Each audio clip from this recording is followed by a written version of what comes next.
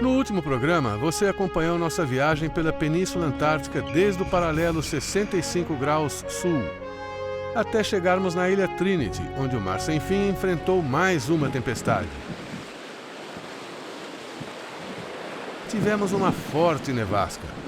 O vento nordeste não deu sossego. Finalmente, quando passou a tempestade, reiniciamos a navegação. Com ventos fracos, mas ainda nevando, seguimos para a ilha Deception.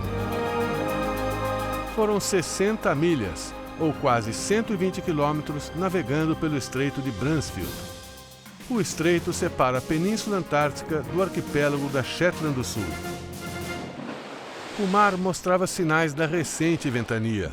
Tinha vagas de 1,5 metro a 2 metros.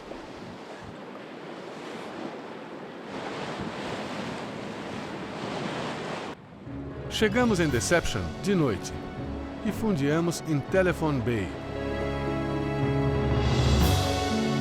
Ilha Deception, já não estamos na Península Antártica. Daqui vamos para Shetland do Sul, mas antes, vamos conhecer. Deception é a cratera de um vulcão que emerge no mar. A parte interna tem cerca de 8 milhas de diâmetro. A ilha foi descoberta pelo inglês William Smith em 1819, mas o primeiro a explorá-la foi o caçador de focas norte-americano Nathaniel Palmer. Porque desde 1830, mais ou menos, os caçadores de foca que iam atrás do óleo das focas, eles já começaram a descer para procurar estoques cada vez mais ao sul. Os caçadores de focas dizimaram os animais em pouco tempo. Em 1830, mais ou menos, a população de elefantes marinhos e de focas na Antártica, ela já estava sobreexplorada, antes mesmo de saber da existência do continente. Então vieram os baleeiros. Com o declínio das focas é que se começou realmente a pesca da baleia, que é uma pesca mais difícil. A primeira fábrica se instalou em 1906. Na temporada de 1914 e 1915, já havia 13 delas em Deception. Depois, por volta de 1940 em diante, começaram a surgir os navios fábrica, né?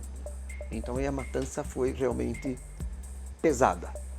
E várias populações de baleias, elas nunca mais se recuperaram, né? A população de foca e de leões marinhos, elas se recuperaram. A paisagem é exótica.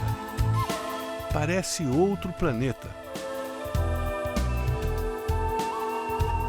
As cores variam do cinza claro ao preto, passando por tons avermelhados e o verde do musgo que cresce em certos lugares.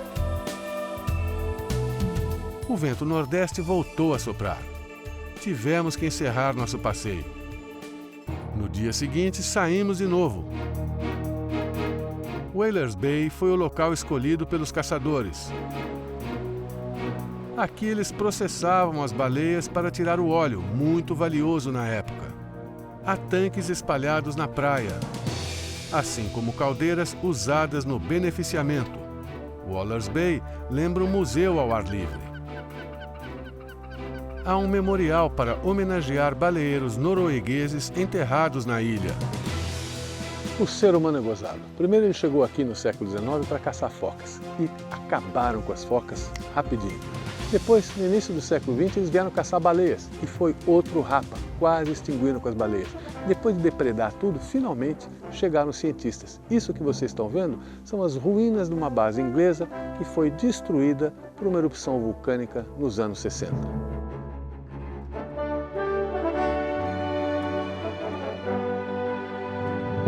Mas tem mais.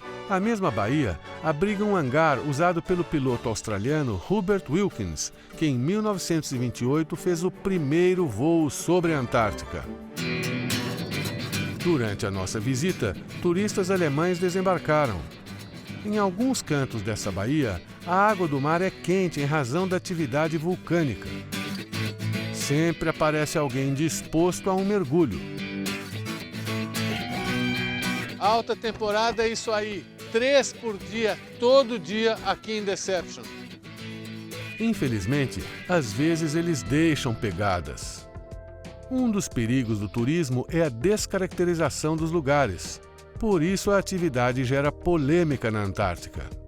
Depois da queda do Muro de Berlim, que ficaram disponíveis os barcos de pesquisa russo, que algumas companhias de turismo começaram a chartear esses barcos, aumentou muito o turismo antártico, assim, de repente ele meio que explodiu. Então, em 90, todos os operadores antárticos, que não eram tantos, eram 5, se juntaram para fazer uma série de regras para evitar atropelos. Uma das regras, por exemplo, importante é que não tem 2 barcos no mesmo sítio, não tem mais do que 100 pessoas em terra de cada vez.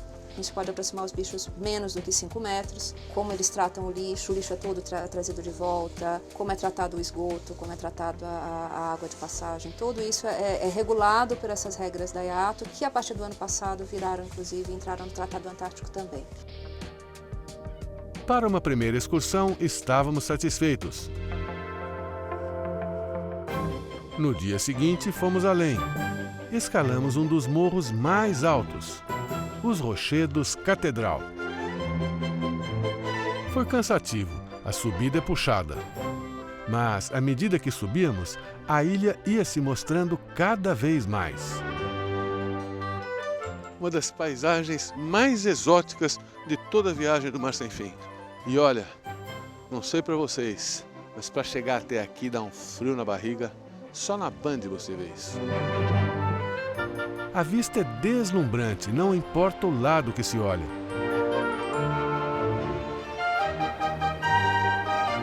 A abertura da cratera tem o nome de Foles de Netuno.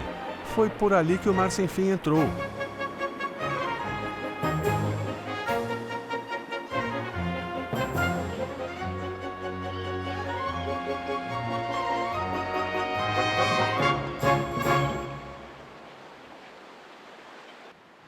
Depois de um bom tempo curtindo a paisagem, chegou a hora de descermos. O Mar Sem Fim deixa Deception. Para sair da cratera, atravessamos os Foles de Netuno. 19 de janeiro, 4 da tarde, o Mar Sem Fim está deixando um dos lugares mais exóticos da viagem, a Ilha Deception, cratera de vulcão no meio do mar. Daqui nós estamos indo para as Shetland do Sul. Ilha Livingstone é o próximo ponto do Mar Sem Fim. Agora vamos navegar mais 20 milhas para o norte. O mar estava calmo, gostoso para navegar. Mas a chegada foi difícil. São 8 horas da noite, nós já estamos chegando na Livingstone. O problema daqui é justamente um microclima danado de ruim. Quase sempre a ilha está em volta de névoa. Nós estamos a 1/4 de milha dela e temos muita dificuldade de conseguir enxergar. Não sei se vale a pena, sinceramente, ficar aqui. Vou falar com o Pedrão. Seguir adiante. É o seguinte, vamos abortar. Vamos abortar. O tempo é tão ruim aqui, a gente não consegue enxergar nada. Informações que realmente em Livingstone o tempo é muito difícil ter boa previsão aqui para boa visibilidade. Eu acho que a gente não tem nem 1/4 de milha, quer dizer, não tem nem 500 metros de visibilidade. É verdade. Depois do perrengue, decidimos navegar para a ilha Rei George, a poucas milhas de distância. Posição 62. Era madrugada quando fundeamos na enseada Potter, na Baía Maxwell, em Rei George. Mais uma vez, paramos em frente a uma base da Argentina e desembarcamos para conhecer a enseada. O dia estava lindo. As formações geológicas são sempre uma atração na Antártica. A umidade da baía favorece o crescimento do musgo.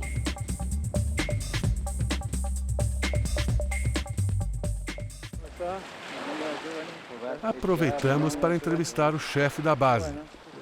Visitamos Brown, Primavera, Destacamento Melchior, e todas fechadas, são bases... Son bases temporarias, se abren en verano, normalmente todos los veranos se abren, este año por una cuestión logística no se pudieron abrir, pero son bases que se operan en verano. Bases permanentes hay 6, Esta es una base permanente donde invernan aproximadamente 20 personas. En este año fuimos 23 personas y durante el verano se completa con una dotación de científicos que vienen a trabajar en distintas áreas y se alcanza un número de 80-85 personas. Visita concluída. Seguimos para a Estação Científica Comandante Ferraz, na ilha Rei George. Depois de quase 3 meses navegando desde o Brasil, nós estamos chegando em outro pedaço brasileiro. Só que dessa vez, na Antártica.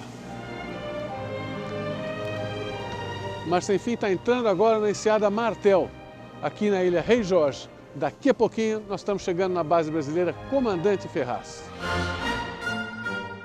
A história da ilha é interessante. Ela foi descoberta em 1820 pelo foqueiro William Smith, acompanhado do oficial britânico Edward Bransfield. Bransfield tomou posse da terra em nome do rei da Inglaterra, George III. Mas quem a ocupou primeiro foram os foqueiros. Mais tarde, chegaram os baleeiros. Eu estou a cerca de 200 metros da Estação Científica Brasileira Comandante Ferraz, aqui na ilha Rei Jorge. Isso aqui, no século XIX, era um porto baleeiro. A prova, ó, são os ossos. Jacques Cousteau esteve aqui nos anos 70 e, pegando ossos de diversos tipos de baleia, acabou montando um esqueleto que fica aqui para lembrar essa época triste que a Antártica viveu. A sociedade do século XIX dependia do óleo de baleia, assim como a nossa depende dos óleos fósseis. Antes do Brasil chegar, a enseada Martel abrigava outra estação. Entre 1946 e 1947, para assegurar a posse da ilha reclamada por argentinos e chilenos, os ingleses estabeleceram uma estação permanente, a Base G. Ela operou até 1961. O Brasil começou a operar a Estação Comandante Ferraz, na enseada Martel, em 1984. O início da fase de pesquisa na Antártica começou nos anos 50 do século passado. A primeira iniciativa internacional que começou a colocar as coisas no lugar foi a decretação, a criação do chamado Ano Geofísico Internacional. O Ano Geofísico Internacional ocorreu em 1957-58, num clima de muita harmonia, de intercâmbio, de troca de informações e de deslocamentos sem nenhuma restrição. Então, realmente provando que era possível um convívio pacífico. Bom, o Brasil ficou fora disso tudo, grandemente, e somente foi aderir ao tratado em 75. Aceitou os termos do tratado, portanto, do artigo 4. O artigo diz que durante toda a vigência do tratado novas reivindicações não podem ser colocadas. Então nós abdicamos da reivindicação territorial, mas também não fizemos mais nada.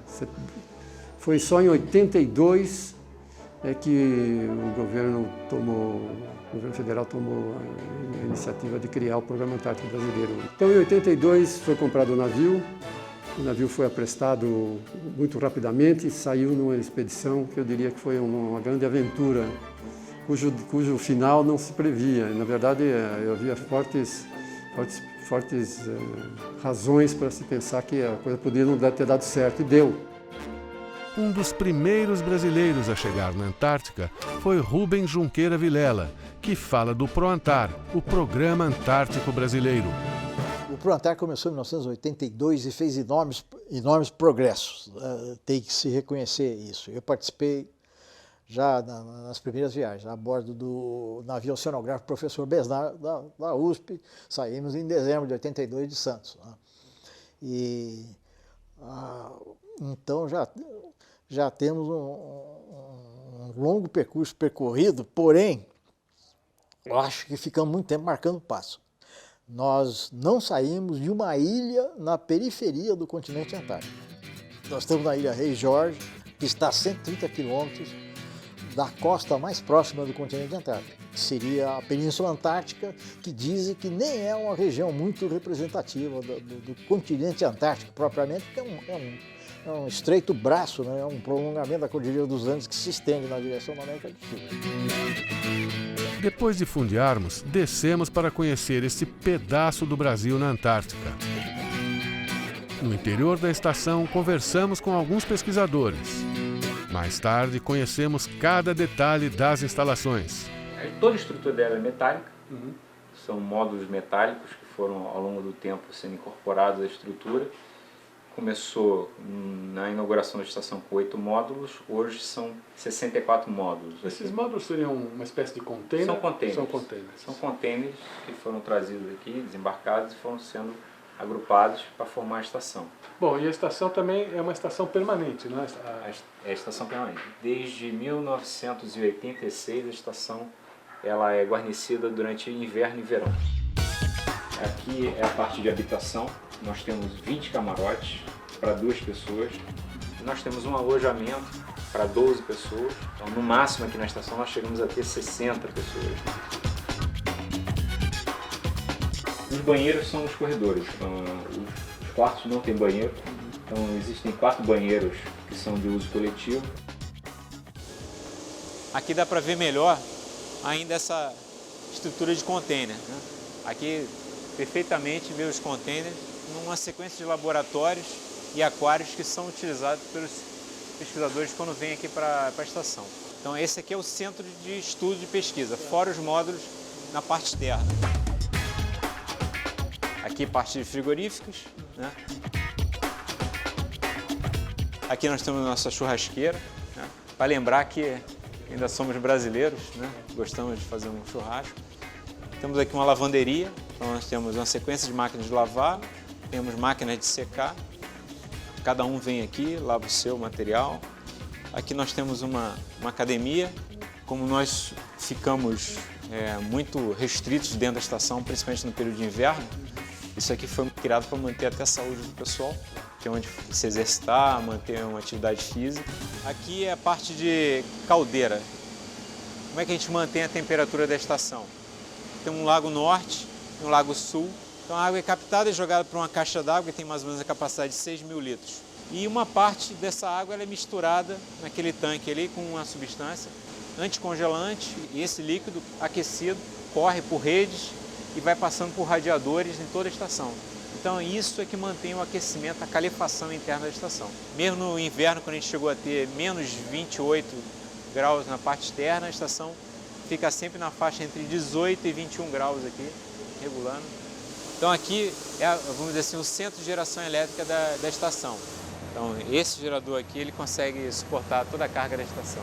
Então lá dentro da praça de máquinas ficam 3, porque eles são revezados, né? Porque a parte de geração elétrica aqui é vital. Do ponto de vista de você manter a temperatura da estação, tudo, comunicação. A gente costuma dizer que na Antártica tem só 2 estações. É o inverno, que vai de março a novembro, e o verão, que vai de novembro a março. O verão é o período que os navios estão aqui e o mar está descongelado e consegue fazer talvez 80% a 90% das atividades da estação. Aqui faz parte da nossa coleta seletiva, né? Tudo que a gente usa na estação, ele retorna para o país, para o Brasil, tudo triado. O material orgânico, ele é queimado no incinerador que nós temos aqui. Plástico, metal e papel, ele normalmente é prensado, faz uns fardos ou coloca dentro de umas caixas que nós chamamos de marfinite. Isso é pesado e embalado para voltar ao Brasil. Então, o que a gente vem acumulando desde março, que foi quando os navios foram embora, até agora está tudo guardado e quando os navios retornarem agora, a gente vai começar a embarcar isso nos navios para retornar ao Brasil. Há um cuidado na parte de tratamento de esgoto e a emissão do que vai para o mar é basicamente água, que passa inclusive por lâmpadas UV de esterilização. Hoje é sexta-feira, 22 de janeiro, e pela primeira vez nós estamos saindo para o mar num barco que não é o Mar Sem Fim. Nós estamos na lancha Skua, da Marinha do Brasil. Essa lancha está levando alguns biólogos da Estação Científica Comandante Ferraz para pescar aqui na Antártica. Você que assiste a Band vai acompanhar isso junto com a gente. Não navegamos muito longe. A pesquisa acontecia na Bahia, ao lado da estação brasileira. Nós estamos aqui aproveitando e ajudando um pouco a equipe da professora Lucélia, que está fazendo pesquisas com determinado tipo de peixe aqui de fundo aqui da Antártica. Então eu que sou metido resolvi aproveitar e dar uma pescadinha também, por que não? Você precisa fazer movimento. Eles detectam pelo movimento. Eu estava com sorte. Não demorou muito para fisgar o primeiro peixe do dia. Vou ser o primeiro a pescar aqui no escuro. O bicho tá aí, ó. Vai rápido, aí vai. Pega ele, pegou pelo rabo. Cuidado para não perder. Cuidado, pega rápido, não estressa. Estávamos acompanhando a equipe da professora Lucélia Donati. E ele tem como objetivo o quê? Monitorar a região, a Baía do Almirantado, em relação ao impacto ambiental, ação humana na região em termos de fatores impactantes de poluição. Células e enzimas a gente está querendo estudar para ver o que é o normal dessas espécies e com o tempo, o monitoramento, ou seja, o ano que vem, 2011, 12, 2015, 20, para ver se há variações. Mais um pouquinho e novamente fisguei outro peixe. Vai recolhendo a linha, recolhe a linha. Opa! Coriceps, é outra espécie. Disse o comandante da base que quem pescasse mais ganhava uma pizza. Ó. Pô, vamos ganhar essa briga aí, tá difícil aqui. O João tá pegando todas, mas a gente vai pegar a nossa. Não vamos ficar para trás nessa luta aí.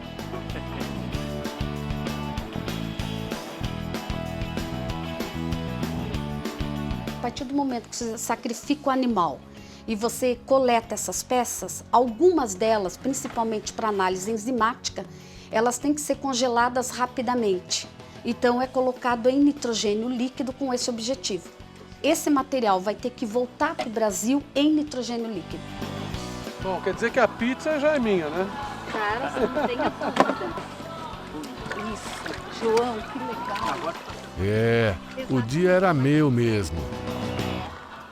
Nossa, você está contribuindo muito. 3. 1, 2, 3.